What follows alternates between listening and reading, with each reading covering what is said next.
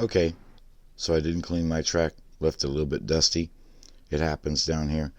And as you can see, it's not that pronounced because I did work on these tires a little bit. But you can see just barely where the inside of these tires are not touching the track.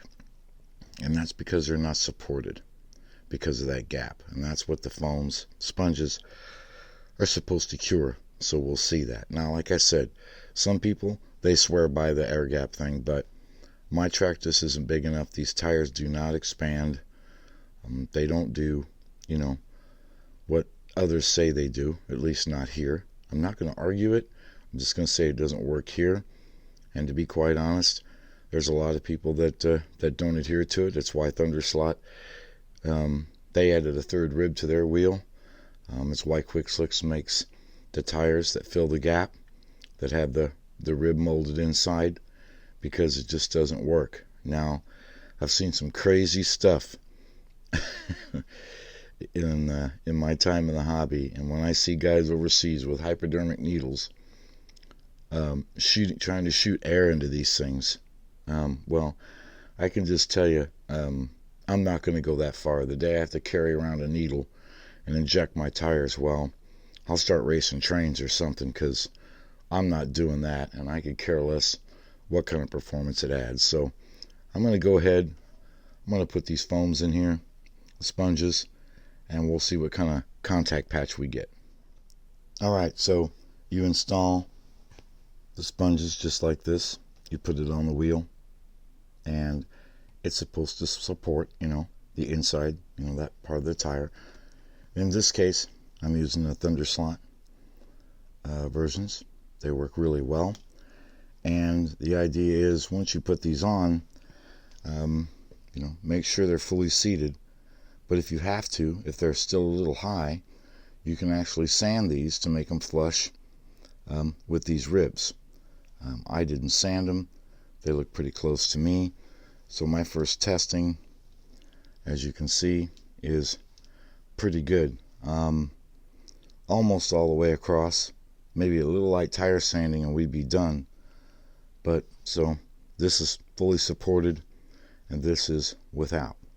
So a lot better contact patch. This is just one method.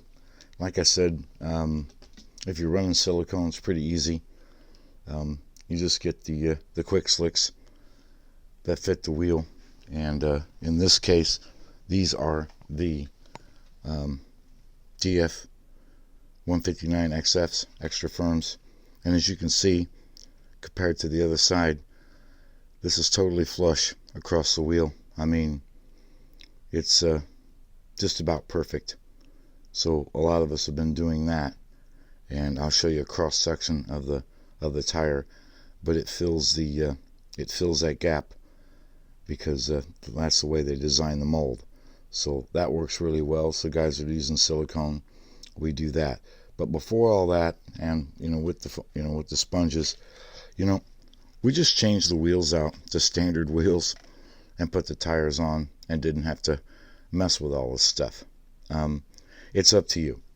Some people feel the car responds and has better performance utilizing the sponges in here, and some people like the air gap, like I said. Personally, to me, in order to utilize these wheels, the cost of these little sponges, not that bad.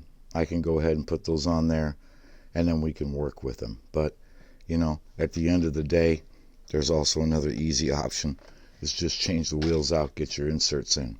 And again, if you're using silicone, you can just use the Quick Slicks that are designed for the wheels.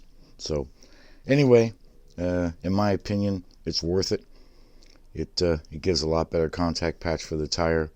A lot easy to take it in the truer and the sander and clean them up if you're wanting to use the stock tires. Again, just me.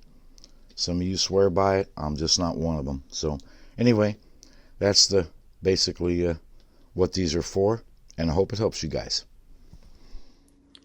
Like I said, you can sand these foams to get them perfectly flat.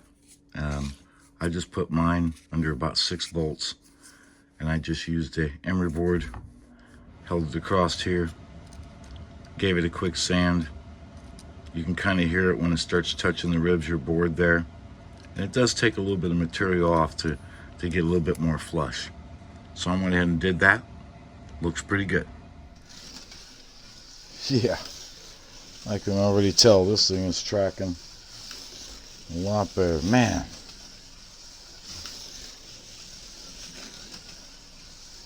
Hot Rodicus Supersonicus.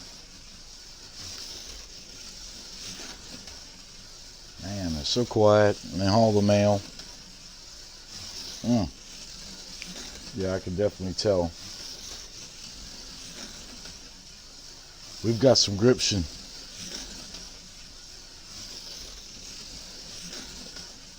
Okay, I better stop. I gotta sit here all day. Yeah, well, I knew from the first couple of laps the car was faster. So the Sidewinder in our review, the last test was 3.3 something, and I got a best lap of 3.185. So does it make a difference to have a full contact patch? I'm leaning towards yes. Just me. Well, there you have it. The numbers don't lie. But that's my track. I mean, that's, we're talking about my track surface, my track conditions. What works the best for you, there's only one way for you to find out, and that is to test. So, grab some of those sponges if you want. Like I said, they're low cost. Try them out. See if it makes an improvement on your track and your track surface for your driving style. It doesn't cost you a lot to give it a shot, but I'm happy. I mean, these things are really just a little bit more tire where the rubber meets the road, they say, and it does make a difference. So I'm pretty pleased with them. I think I'm going to use them on the little 908, and I'll do a test there as well. But anyway, just a little background there on what these little sponges are all about and what they do. Anyway, hope you guys got something out of it. See you online.